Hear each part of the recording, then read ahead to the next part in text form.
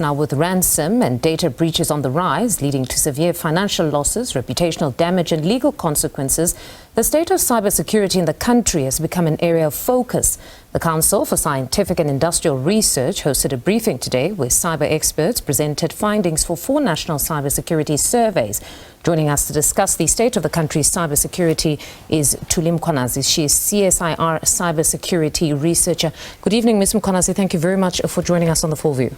Good evening. Thank you so much for the opportunity. No, it's a pleasure to have you with us. So it seems that cyber threats or attacks are on the rise and hefty sums of ransom are being requested, to the point where you saw it fit to conduct research and you presented this particular research today. Just talk us through your findings.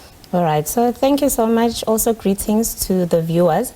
So we conducted 4 surveys, and the one that I was leading was on cybersecurity preparedness and resilience of the public sector. And we have 3 different ones that were conducted. One was on digital identity, the other one was on cybersecurity skills, and the last one was on cybersecurity incidents.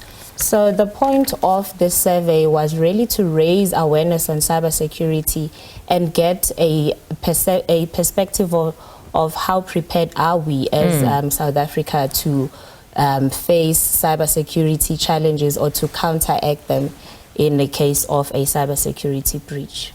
Perhaps to start by contextualizing for our viewers, what exactly are we talking about when we're talking of cybersecurity breaches? I mean, if we look at the trends, the types, and ones that are more common in South Africa specifically.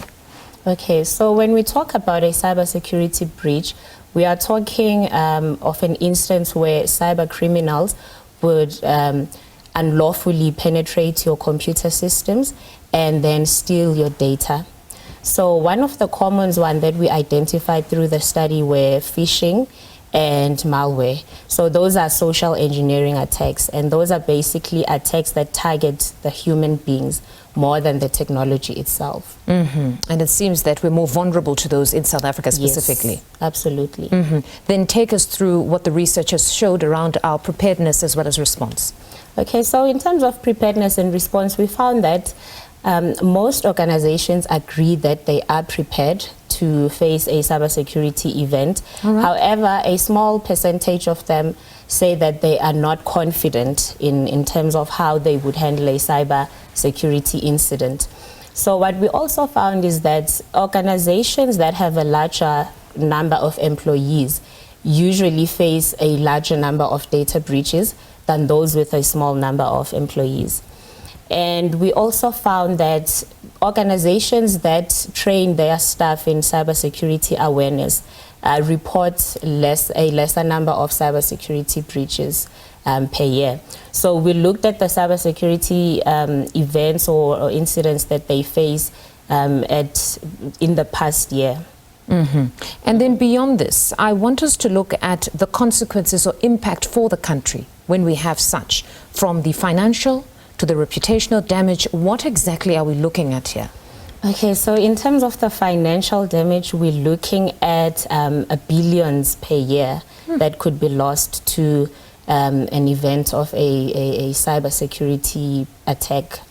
In terms of reputational damage, we find ourselves in a space where we cannot compete globally, because if reports keep on coming and saying that South Africa has been targeted in a massive cyber attack, other countries are also listening, and we find ourselves that we're not at a competitive edge now to deal with cybersecurity. So that also ruins trust in terms of collaborations with other countries. So those are the consequences at a global level. So there was also a certain aspect of the survey, in as much as it wasn't really necessarily your area of expertise, but skills gap. That was, I'm sure, discussed at length. Just take us through the issues here when it comes to the skills gap of people that are trained in cybersecurity. Yeah, so we found that organizations, more than 65% of cybersecurity roles are not filled. So that is the gap that was identified. And as much as cybersecurity skills gap is a global challenge, but we have it even more here in South Africa. And it can be correlated to the fact that there's a lesser number of institutions that offer formal cybersecurity qualifications. And also, I mentioned that most organizations, they do train their staff in terms of cybersecurity, but there isn't enough formal training. So are you, pardon me for interjecting, so meaning that they are not, we don't see a lot of institutions training in cybersecurity, but is there in fact a demand where most of these employers actually appreciate that they need to have these kind of experts in their places of employment? Yes, there is a huge demand. And we found that there is also a challenge in retaining cybersecurity skills. And this is because one is lack of training. So training is expensive.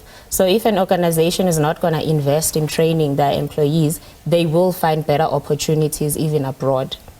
We also find that a lot of people now can work remotely, so there are better opportunities even beyond South Africa. And also because there is a small pool of cybersecurity experts, there is obviously competition in terms of salaries. So most people will go where they're paid the most. I'm actually smiling because this means a number of young people who could be watching, or even parents, can start to guide their young ones into this area of specialization. Yes. Because it seems there's quite a lot of job opportunities here. There is. It's a niche field. And there are global opportunities for cybersecurity. And through the surveys, we also found that most of the cybersecurity positions are filled by males. So there is a gap where black South African females, not even black, but all South African females can fill these positions. It was also one of the findings. Thank you very much for joining us this evening. That is CSIR Cybersecurity researcher Thuli Mkhwanazi speaking to us there.